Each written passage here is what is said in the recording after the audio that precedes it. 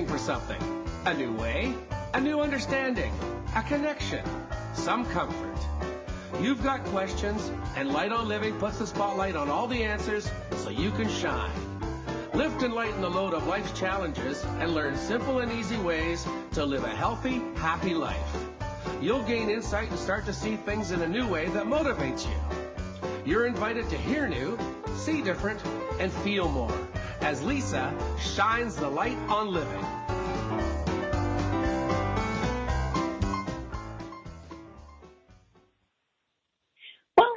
Everyone, welcome to Light on Living. I'm Light Coach Lisa, holistic nutritionist and life coach, helping to lighten the load of life's challenges. And as we jump right into today's show, I'm really looking forward to this one and sharing it with everybody because this one came across my desk and it caught my attention because the author, well, actually, I should say the title of the book, we have the author with us, and he's definitely way more than an author, but the book title that came across is A Rice Conversation. And I thought that was so clever. I love little play on words like that and all that stuff. And I definitely have a theme going here because we're going to learn all about rice, but more than you can ever imagine. So before I do all that, I do want to thank our sponsor and Daryl Stern, who knows that digital marketing can be very frustrating. Daryl Stern makes it positive and simple. Become the influencer you were always meant to be and get Stern. So join the Stern Marketing Academy at sternmarketingacademy.com. Now, let's really start. Okay, rice. I have to tell everybody that I've already been eating more rice in the past couple of days, and especially even today with my green tea and toasted brown rice, because I just wanted to really embrace the whole feeling. And we get to speak with Ken LaGrandeWith, and they do everything from growing and storing to milling and sprouting. And this family-owned company is committed to nourishing the world with high-quality foods that reflect the values of our distinctive 160-year agricultural heritage. I will tell you more about Ken, but I just have to say welcome, Ken, to the show. I want to get him right on board here. Thank you so much. Hello. Ken, I love the title, A Rice Conversation. And how long has that book been out? We actually just released that book about 90 days ago. So you are an early reader. Oh my goodness. So you've sprouted it, it's grown, and now you're going to get to harvest it as everybody gets to read it. And it's a really good book. Well, thank you. Oh, well, I'm just going to read to everybody from your bio here because I think everybody needs to know, because what we talk about, what we're going to come up, and I'm going to ask you lots about, which is surprising that I did not know I'd be asking a lot, but about water. Like, there's so much water involved and water issues with rice that I want people to know what you're doing and where you are from and all that good stuff, okay? Absolutely. Okay. Well, in 1851, the LaGrande family moved to Sacramento Valley, where they run their fifth-generation family farm. That's a lot of F going on there. Among other things, they grow, dry mill, and market rice. Their brands include Sun Valley Rice, Planet Rice, Valley Select, and I hope I say this properly, but Genji May. Did I say that right, Ken? Genji Mai. Okay, there you go. Well, Planet Rice was recently voted Best Whole Grain for Delicious Living Magazine's Best Bite Award. That's cool. Ken is active in California water issues and is the chairman of the board of the Tamahawk-Colusa Canal Authority, the water service provider to over 130 acres of irrigated agriculture in the Sacramento Valley. Ken is also the chairman of the Sites Project Authority, a public agency whose mission is to promote the development of off-stream storage reservoirs in Northern California. In addition, Ken is a member of the board for the USA Rice Miller Association and Vigilance, an Oregon-based human resource consulting company. Ken is also an active member of YPO, Young Presidents Organization. Like, how do you have time for this? The world's premier peer network for chief executives and business leaders.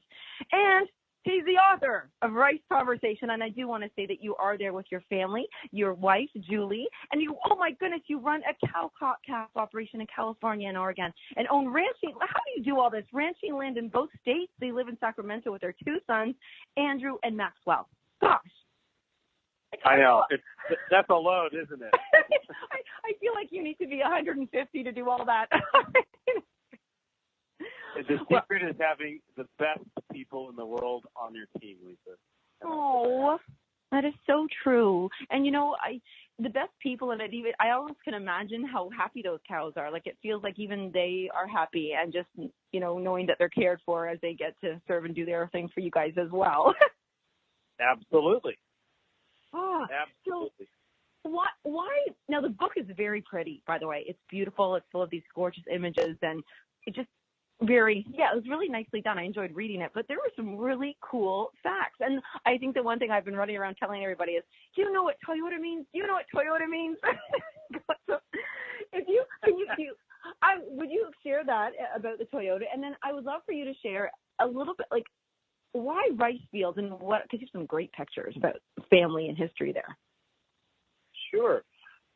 Lisa, rice is grown almost everywhere in the world, and it is the number one calorie consumed on the planet every day. And one of the reasons that that's the case is when we think about grains generally, whether they're wheat or barley or oats or rice is the only one that is consumed just as it is. I mean, we don't eat a bowl of wheat, for example. Right. And furthermore, rice is relatively resilient as a crop. There are lots of crops that, the slightest movement in weather can cause, a freeze and kill an orange crop, or can change the outcome of grapes or whatever. Rice is very hardy and pretty foolproof. And so that's one of the reasons that it's become so widespread and feeds the world every day. Is there still of rice? Go ahead. Is there still room in the world for more rice fields then, or are we capped out here? No, I'm sure there's room for some more, but we're producing an awful lot of it. And what really we could be doing in a number of countries is improving the production per acre. So I think there is room, for more production as populations, increase. It's an amazing crop because it's one of the only crops that provides full habitat for dozens of species of waterfowl and mammals and reptiles in its production. So when we think about fields and tractors and running around farming, we don't always think about fields of farmed crops as habitat. But rice fields are very definitely integral to the habitat of so many species, again, of bird life, of mammals, of insects. So rice production is a really critical part of sustainable agriculture, sustainable living, and of ecosystems.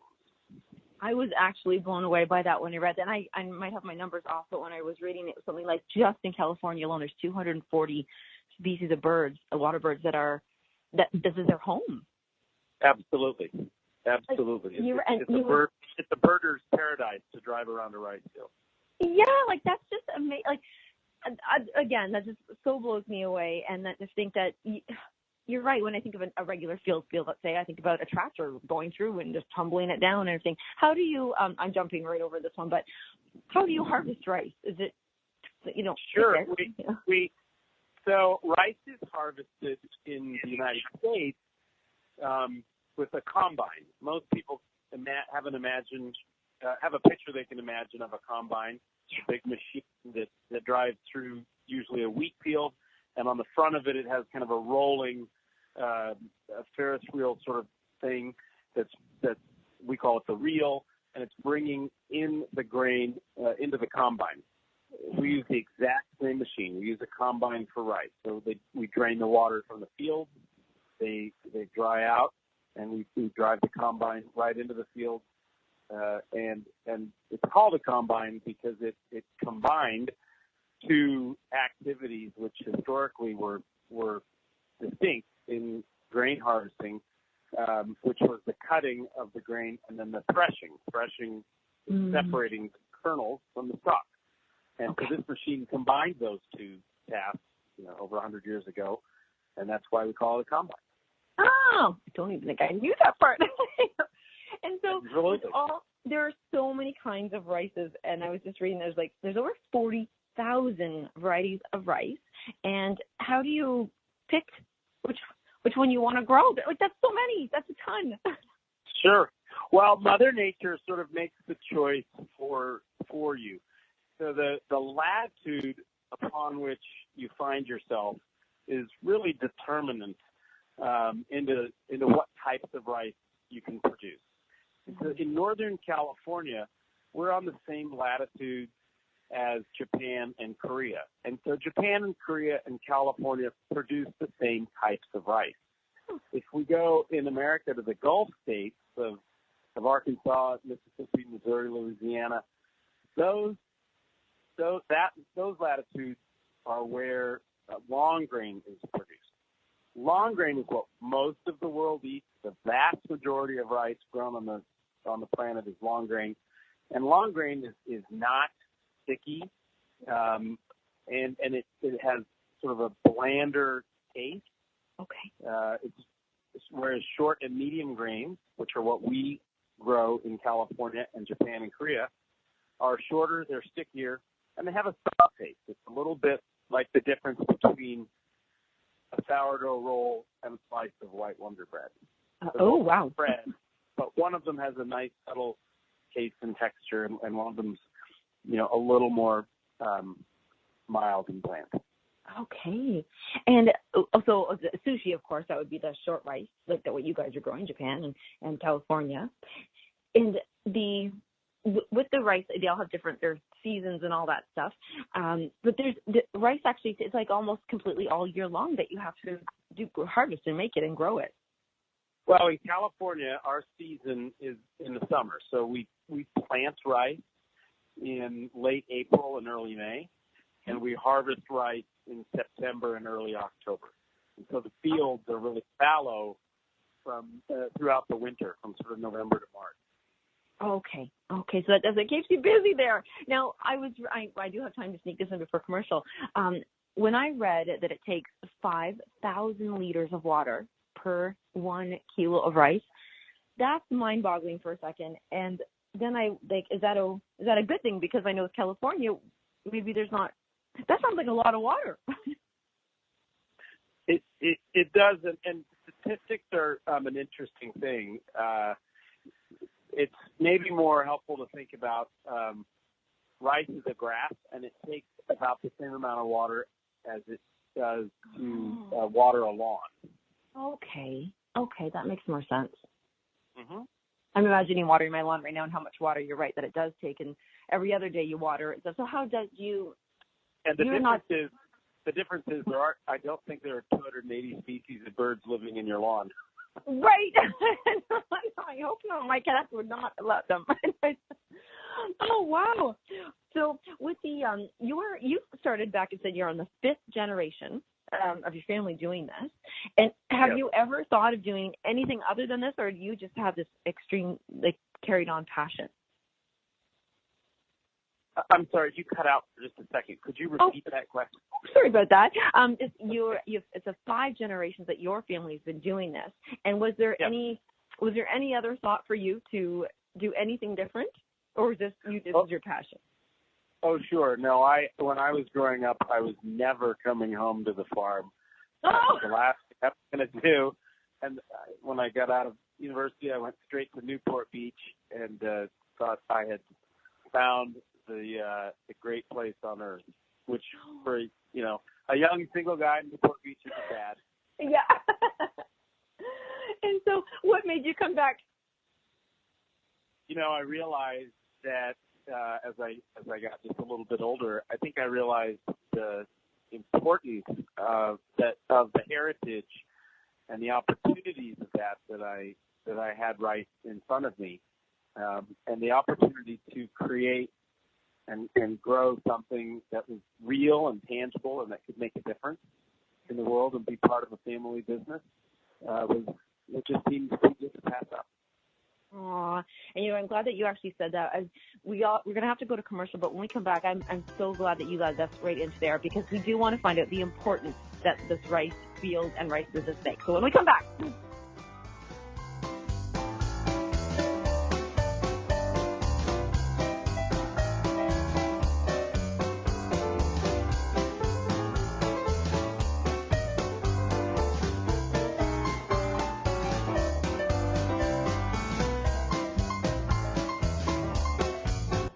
The best of the holistic, spiritual, and conscious world. Om Times Radio. IOM FM.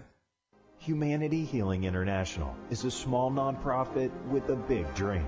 Since 2007, HHI has been working tirelessly to bring help to communities with little or no hope. Our projects are not broad mandates, nor are they overnight solutions, but they bring the reassurance that no one is alone and that someone cares. To learn more, please visit humanityhealing.org. Humanity Healing is where your heart is. My name is Victor Furman. Some call me the Voice. I've always been fascinated with human nature, spirituality, science, and the crossroads at which they meet. Join me Wednesdays at 8 p.m. Eastern on Om Times Radio, and we'll explore these topics and so much more on Destination Unlimited.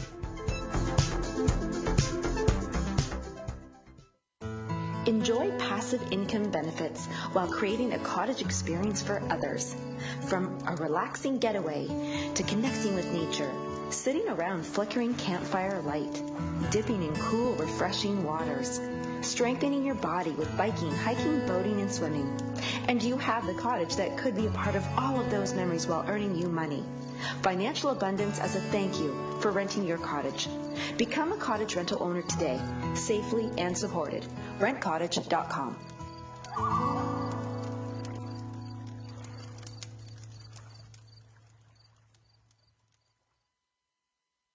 In the wake of a disaster, what one thing can you send that will help people the most? A blanket, a tent, a sandbag, a doctor. Actually, if you send a monetary donation, you send all these things. Even a small donation can make a big impact and can quickly become exactly what people affected by disaster need most. In the wake of a hurricane, your monetary donation can make a huge difference to those in need. To donate, visit supporthurricanerelief.org. That's supporthurricanerelief.org. Brought to you by the Ad Council.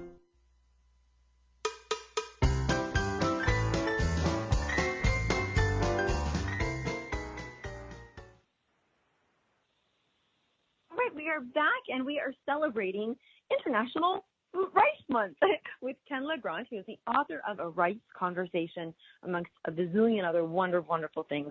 Ken, I want to just remind people of some of the most amazing health benefits of rice before we go into the importance of what the industry of rice can really do. Everybody always asks me, what's the difference between brown and white rice, and is rice bleached? So I'd love to ask you those ones right now. Absolutely. Well, the first thing I can tell you is that rice is not bleached. I have been in many rice mills around the world, and I've never heard or seen anybody or any facility that's bleaching rice. It's a myth. All rice, so let's step back for a second. All rice is brown rice. Uh-huh. And all rice is white rice. It's just it's sort of like a potato. So when you take a potato, it's brown until you peel it. And underneath, it's white. It was always white underneath. It's just that you peeled it. And that's all rice is. Brown rice has a peel, and that peel is bran.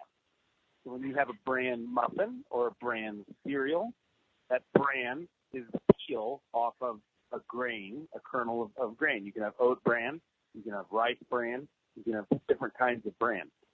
So we peel that off, the brown rice, and the white rice is underneath. And the process of peeling bran is called milling.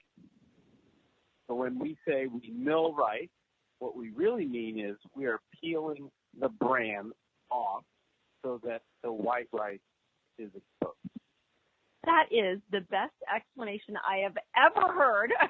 and it makes so much sense. And actually, it's funny because now, you know, it's, as opposed to somebody saying, yeah, you're not peeling rice, you're milling. It's a nice way of saying that. And so this is where we get into all those differences, is that not to say that we're taking away, but you kind of are. When you peel something or mill it, you're taking something away. And that's why when they say, well, brown rice has more nutrients, it's because it just has more everything. It's just, there's more to it. It has the peel. That's right. That's why we call it a whole grain, because it is still whole. It has the peel. It has the bran. So brown rice is a whole grain. And, you know, my mother always told me to eat the peel, eat the skin on my baked potato, because that's where the nutrients were. It's the same principle. Eat the peel of your bran, of your rice, and that's brown rice. The reason that milling got started, Lisa, was rice bran has a lot of oil. It's a very healthy oil, but it has a lot of oil. And, you know, the oil and water don't mix. So brown rice takes a lot longer to cook. The reason it takes a lot longer to cook brown rice is that the water, when we're cooking rice, the water is trying to penetrate into the kernel, and it hits the bran. The bran has oil, and the oil is saying, go away, we're not mixing it. And it just takes so much longer for the water to penetrate the oil on the bran and to cook the rice inside. That historically, for centuries, people didn't have time, and they discovered that if they scratched off this bran, they could cook it a lot faster, and so they did. It's so simple. It's so simple. You know, I never really thought about it before, because I know when I first had brown rice, which was, you know, decades ago, I thought, wow, is it ever tastier and richer and more satisfying? And the actual breakdown is only 2% fat, but it does offer quite a different, a completely different satisfying flavor in a weird way, and that's because of the fat, and fat's very satisfying. Yeah, that's absolutely right. I also read to you, and I know I love that this is. I don't want to give all the secrets away in your book and all the fun facts, because I want everybody to go download it and get it.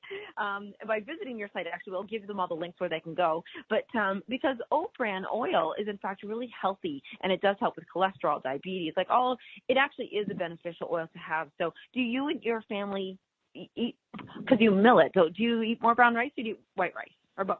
Nope. We eat both. My children particularly like brown rice. We have a brown rice that is called California Blonde, and it is really a very special, I think, product. It's the brown rice, the whole grain for the whole family, as we call it. Aww. So it's really terrific. Do you guys ship online to other countries, like to Canada? We do. We're on Amazon, and on Amazon, our product, the brand that's on Amazon is Planet Rice. That's the one that won the award. Yes. That's it. Exactly. Yes. I'm going to have to order some. My goodness, now I'm excited to try this. And what can make the rice taste so, like, when you say it's a really lovely rice, it's different. Is it just your soil is different? Because there's so many different vitamins and minerals in rice. There really are. And I think the varieties that we are able to grow in California are what contribute to a very high-end experience in your mouth, on your palate. It's just a really terrific thing. And again, I equate it for people who look at me with a puzzled expression as I say that. I find that people understand bread more easily, and I think, you know, if you're very hungry, a slice of white Wonder Bread is food, but a sourdough roll might be something you'd eat on its own. It has a subtle taste. It's still a background that can not overpower a piece of salmon or a piece of tuna, but by itself, it's still a nice product and healthy. Yeah. You know, it's funny. Last show we were talking about another health show. We were doing small intestinal bacterial overgrowth, and we were talking about food poisoning. And it's funny because I've had food poisoning, unfortunately, a few times in my life, but what I only ever want to eat when I'm not feeling well is rice. And it's such a weird things I always thought, gosh, why am I always, and I think it's because it's just so easily digested, as you were saying there. It provides the calories. It's comforting. There's a reason we start babies out on rice cereal. Yeah, why? Oh my gosh. Because it's easily digestible. It's the most widely consumed food on the planet for a reason. It's just what it is. So again, it's not a processed food. People think about processed food. It's all we've done is peel it. Right. We haven't added anything to it. Brown rice hasn't even been peeled. So it's truly, sort of in its natural state. It's like eating a piece of fruit or vegetable. Right, exactly. Okay. And it's gluten-free. We have a gluten-free status with rice, which is really terrific in today's world. Rice from California is GMO-free. Whole grain. So we have a number of things that are really, I think, going for it as people discover that the ancient grains are, one of the keys to unlocking a healthy diet. Okay, that is, I really want to highlight that one. Did you just say all the rice grown in California is non-GMO? Yeah, I did. Wow. Okay, I'm really excited now. Okay, so that being said, learning that they also use rice to make beer and to do the fermentation thing, does that mean that the rice is your rice? Like, do you use your rice and sell it to people that they can then make the beer and the spirits from? Sure. Sake is one of the great and expanding spirits, which is obviously made with rice and is typically gluten-free. Rice beer isn't always gluten-free. You should read the labels, but often it is. And people that are just even mildly trying to have a low-gluten diet will find that Japanese beers are really, in particular, maybe a helpful way to enjoy a beer during a game. So for that reason. Do the people come to you then to purchase the rice from your crops and then they take it away, or do you have to ferment it yourself and then sell it? Like, how does your business with that work? Yeah, so we provide a lot of rice to sake breweries and some to beer breweries, and they buy it as a dry good, as a raw product or ingredient, and then each brewer, whether it's for sake or beer, would do their own. Bring that ingredient of rice into their own process. And would that make the beer taste a different way? Like, so if you have, do you only have one kind of like crop right now, let's say, going on, and then next year you might have a different kind, and then their beer will taste it? Like, are they relying on or depending on your rice for that flavor? Yes, they would want a consistent product from year to year. So we're a supplier of that.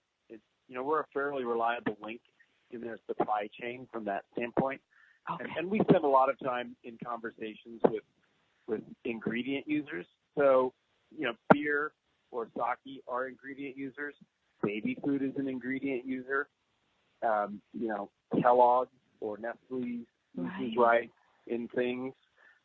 You see a lot of pet food that says with rice and lamb. Yes. The pet food people are a very good customer of rice. It's a healthy product, and there's a reason that people's pets look better when they're on a rice diet. For the same reason that we do.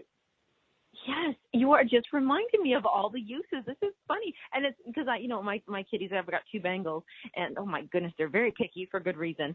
And when my boy kitty was a baby, he only people food he'd ever eat was oats, like oatmeal, and then now eats just a little bit of rice that comes with the rice and tuna, or rice and salmon. You're exactly right. Oh, that's so interesting. I never thought about that too. The uses are incredible. Now you've got some recipes. Well, you've got a lot of recipes in the rice conversation. Is that something that you came up with yourself, or did you have people kind of tell you and share with you their rice recipes? Well, I'd like to tell you that I tested each one of those, invented them all myself, but I think it would be fair to tell you that, and as I said earlier in the call, it takes a team of really talented people.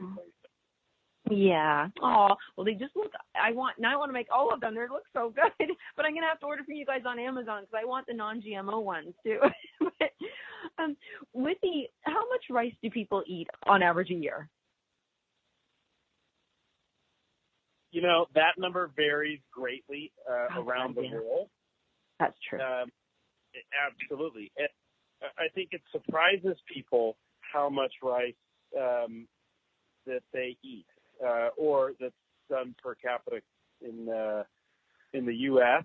versus Japan. So in Japan, it is often more than 100 pounds a year per person. Right. Yes. If wow. you can believe. In the United States, it's about 25 pounds per year. That's not to say that each of us consumes 25 pounds. Right. That's just when they do per capita consumption, Lisa, we take the total consumption and divide it by the number of people. So that really includes what's used in beer, what's used in Gerber baby food, what's used in pet foods. So, you know, if somebody says, gee, there's just no way that I eat 25 pounds, you eat more pounds than you think, but it may not be that much. Right. It's funny when you mention the difference, you know, in cultures, of course, too, because rice is very ceremonial to the cultures, you know, whether they're in Japan or China. And in fact, I remember I went to Japan, and one of the fun uses of rice that I got to experience was a rice pillow. I got to sleep on a rice pillow, and from then on, I was like, this is the way to go. This is what we all should have for our good sleep. Absolutely. I mean, I'll tell you, so let's, you know, for a great little bit of trivia, in Japan, when we mill the rice, and I told you already that milling is sort of peeling the rice off, right. There's generally a little bit of that bran dust that's left on the kernel. Okay. And the tradition was in Japan to wash your rice before you cook it. Right. So that washing would wash off the little bits of bran. The water that you would use to wash the rice, women would keep that water. They wouldn't throw it down the drain. They would keep it in a bowl, and then they would wash their face with that water at night because the bran, they found out, was really a terrific thing for their complexion. Yes. And there's so much makeup and other cosmetics that are beginning to use rice bran as a base product because it's truly a naturally an amazing substance. Okay, now I'm a makeup girl, so I'm now I think that I do remember, you know, even my vegan friends, that's something I remember now, that they're always reading the labels, and a lot of vegan makeups will have rice used because you're right, you're not using the fat coming from animals or things like that or harsh chemicals. But now that you say that, and also too, I think they used to grind the rice as well right after it's been dried and then use it as I can't remember, like a mask or something. Now that I'm thinking, I'm going back. That's exactly right. Oh, yeah, it's just shocking. And then there's two other things that I remember I learned, and it's funny, when I was reading part of the books, I went, oh, I totally know that. We put little bits of rice in our salt shakers at restaurants. I used to think there were maggots when I was a little girl. Like, oh, Mom, there's a bug in there. No, that's right. You can put rice in salt shakers to keep the moisture out of rice kernels.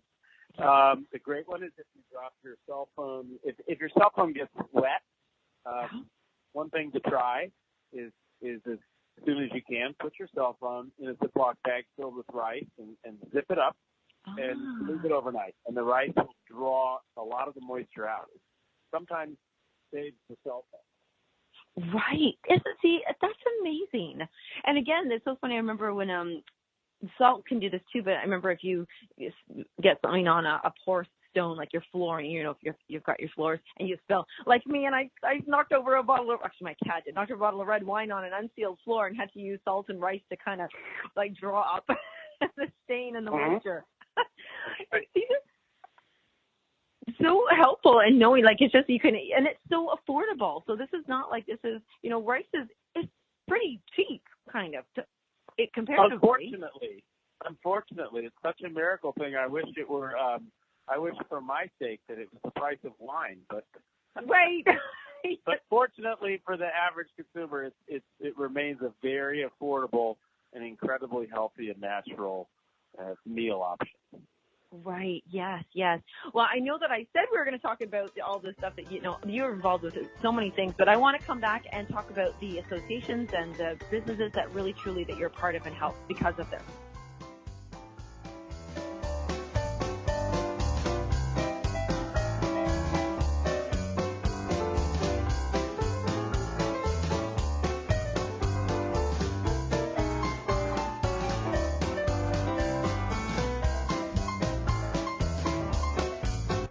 The best of holistic, spiritual, and conscious world. Times Radio. FM. Ascending Hearts is no ordinary dating site, but a spiritual dating site with a purpose, to link you with your soulmate. We engineer the serendipity so you can trust that you will attune with someone that has the same matching vibration as you. Ascending Hearts, the conscious dating site for the spiritually aware. Try Ascending Hearts for free. AscendingHearts.com. Grab a cup of tea or a glass of wine and tune in for Inspired Conversations with publisher Linda Joy on Tuesdays at 2 p.m. Eastern. Linda creates sacred space for leading female luminaries, empowering authors, heart-centered female entrepreneurs, coaches, and healers. A soulful venue where guests openly share the fears and obstacles they've overcome, wisdom and lessons learned, and the personal journey that led them to the transformational work they do in the world. Inspired Conversations to empower you on your path to authentic, soulful living.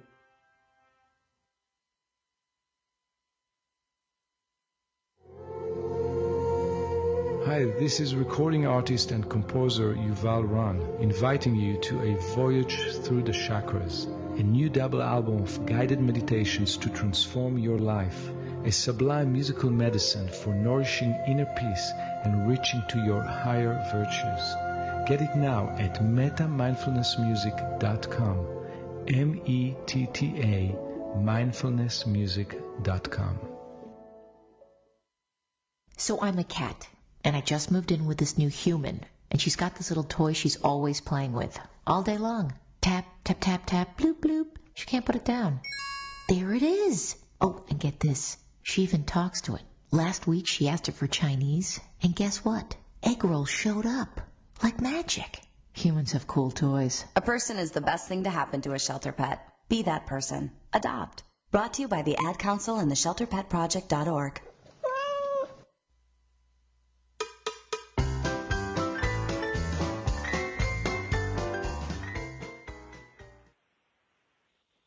Thanks everybody for joining us here. We're talking and having a rice conversation, and that's actually the title of the book that Ken LaGrande, and I'm going to spell that. It's LaGrande, and Ken is the not just the author of this book, but he's actually part of LaGrande Family Foods and the founder of, I guess, Sun Valley Rice business. Well, what would you call that? I want to say so I get the name right here, Ken. You got it. It's perfect. Oh, good. And everybody right now, this book is available. You want to get onto their site, which is, I'm going to tell you what it is. You can go to sunvalleyrice.com or LaGrande Family Foods with an S.com, and you get onto their list because you do want to know what's going on. And then you can get the PDF of this book. It's amazing. It's really beautiful. It has the neatest things in there. And I was just looking at it again, and I went, oh, my gosh. Yes, it can clean like teapots and pots and pans and stuff. I forgot that you can do that. And, I drink a lot of tea, so it does get stained. And I just wasn't even thinking you could just put a few grains of rice in there and shake her up with some soap and boom, done. No hard work of scrubbing. Absolutely. But so, because I want to make sure that we get all this in, that I am just so amazed that there's from everything from offering a habitat to so many birds to really being a part of the whole water thing. Now, rice really does suck up a lot of water. So water quality is important in the making of rice, the growing of rice. What do you guys do, and how do you get your water and make sure it's all clean and good? And what parts of associations are you to do that? Sure, Lisa. there's a couple of things to remember about rice. So one is that rice grows particularly well in soil that is heavy clay soil that is not considered very good soil for a lot of other things. Oh. In fact, I would say there are a couple 100,000 acres of ground growing rice in California that wouldn't be suitable for anything else. Heavy clay soils are the kind of soil that you can put water out there and it just sits. It doesn't go down like you would think of on, say, sandy soil, if that makes sense. The second thing is that there is so much water in Northern California. A little fact is that the Sacramento Valley, which is Northern California, has the Sacramento River. And you can win a bet if you ask which river has a larger annual flow, the Colorado River or the Sacramento River. It's the Sacramento River. Wow, okay. So we have a larger annual flow of water in the Sacramento River in Northern California than the Colorado River has. And so the great thing about when we use water for rice production, we divert it from the river and we spread it out in these fields. Very little of it does percolate, but when it does, it's recharging our aquifers, and we think that's a pretty important part of groundwater recharge. Okay. When the water is spread out growing the rice, it's providing that amazing habitat that we talked about earlier for hundreds of species of birds and mammals and reptiles.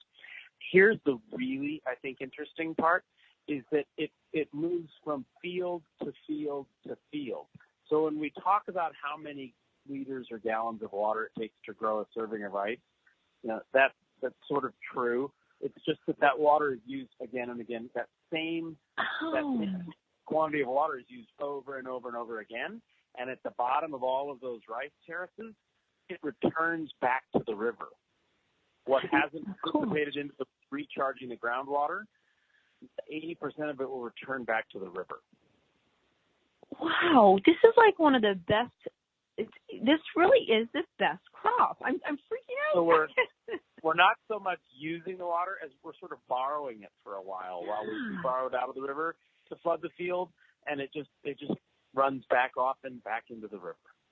Wait, right, when your family then first back in 1850s, I get to that they just kind of picked their land that the best was suited and looked for the clayish kind of thing and how far from the river and can we access it? Like, did they divert it? Did they actually have to build it and do stuff to do that? They sure did. My great grandfather and great grandfather were part of the group that founded the irrigation companies at the early part of the 1900s, and so we've stayed very active ever since as a family.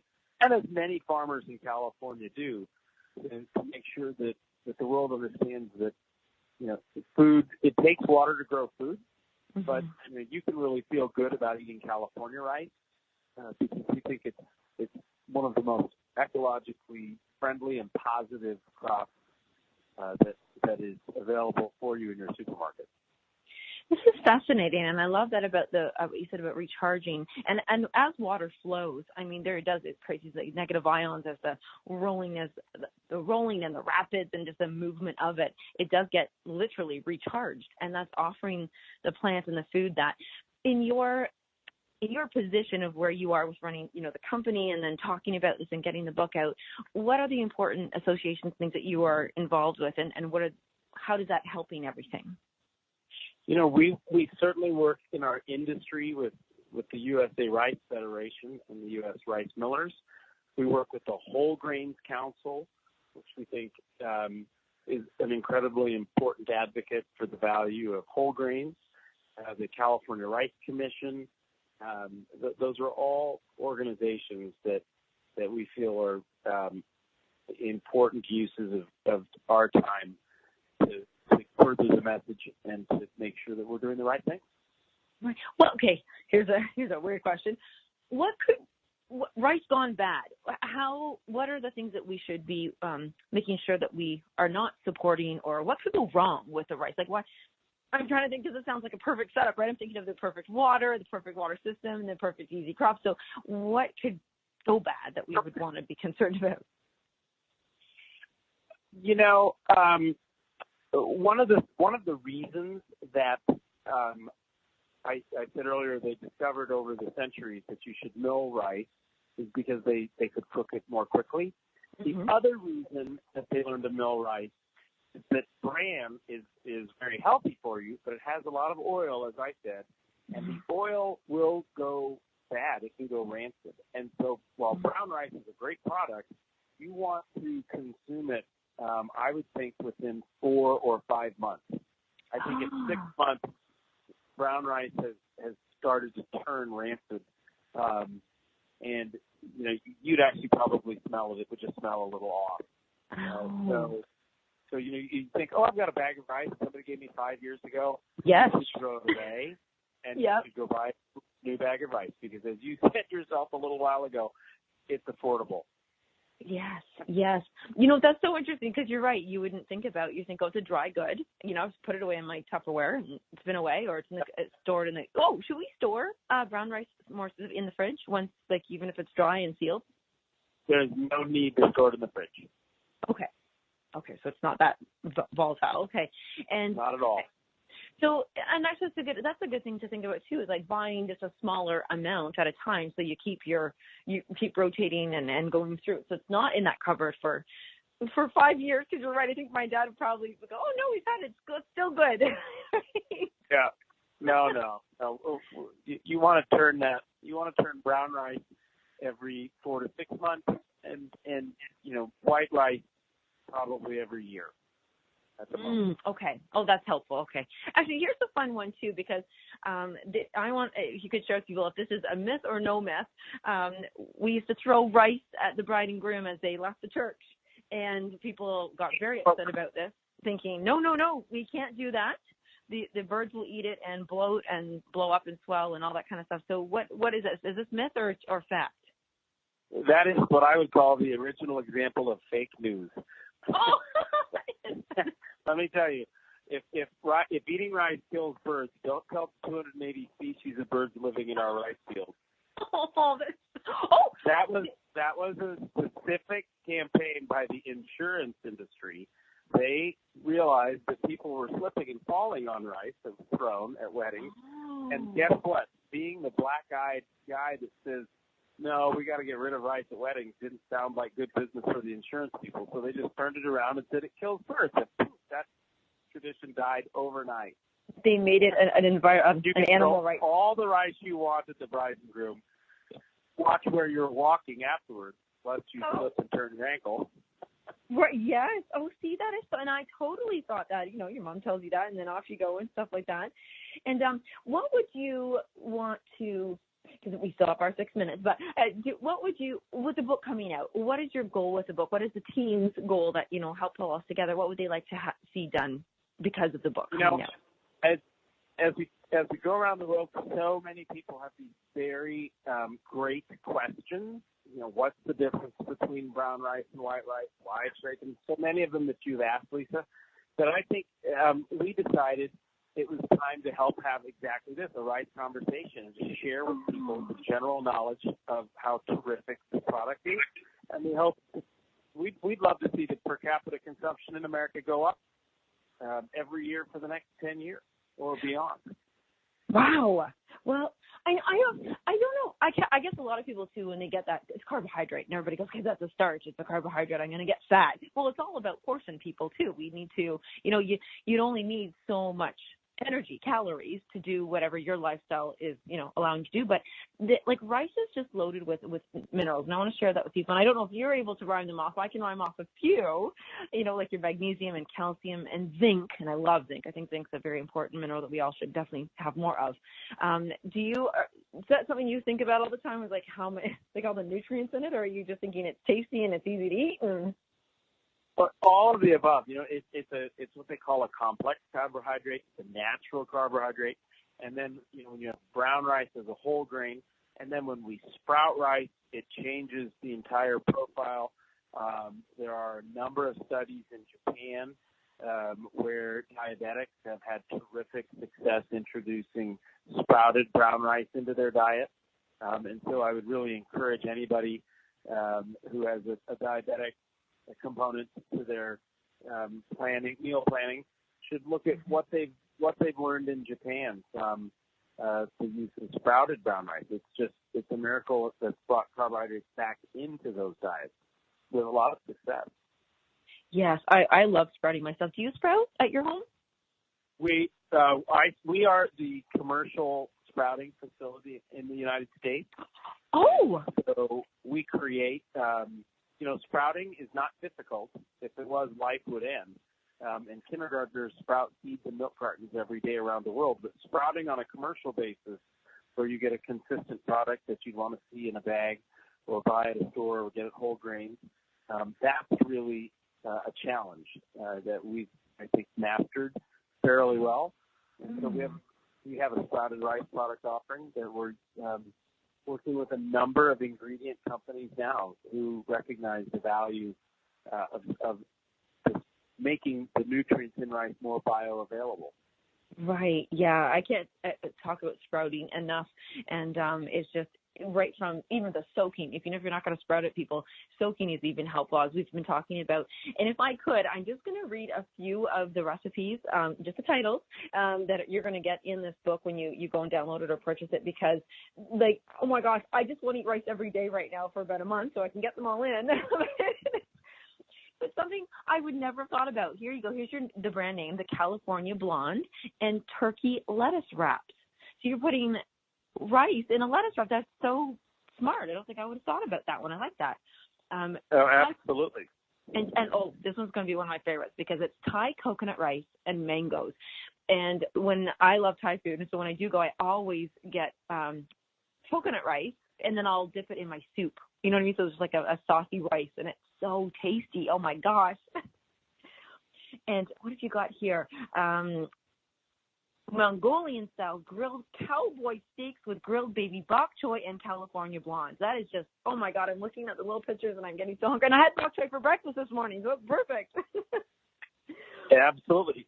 All of those things are great. I mean, you just keep it's where we say it's where dinner starts.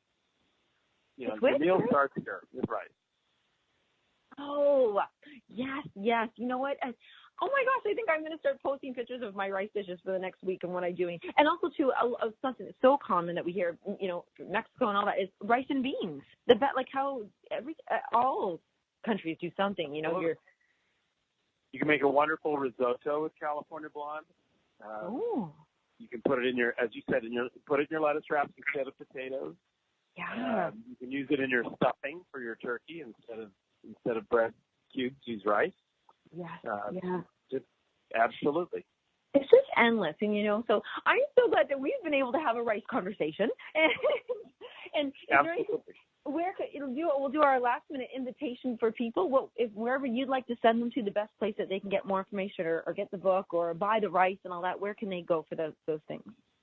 Our website I think is terrific and informative. LaGrandeFamilyFoods.com, and the product is, I think, probably most readily available to most people on Amazon. Okay. As Planet Rice, and we have the sprouted brown rice and the California blonde. That's perfect. Well, I want to say thank you for helping me make my menu planning for the rest of the week really easy. And just having the pleasurable conversation with you, and it's really knowing that every time I do eat this kind of thing, I'm helping wildlife and birds. So you've really educated me, and so I really want to say thank you and for sharing this hour with me as well, Ken. It's my pleasure. Thank you so much. There you go. Well, everybody, thank you for tuning in. And if you guys are having a rice dish, take a picture, post it on my Facebook page, and we will just enjoy and continue eating healthily and loving our food. Thank you, everybody. We'll talk to you later. Thank you, Lisa. Bye-bye, Ken. Bye.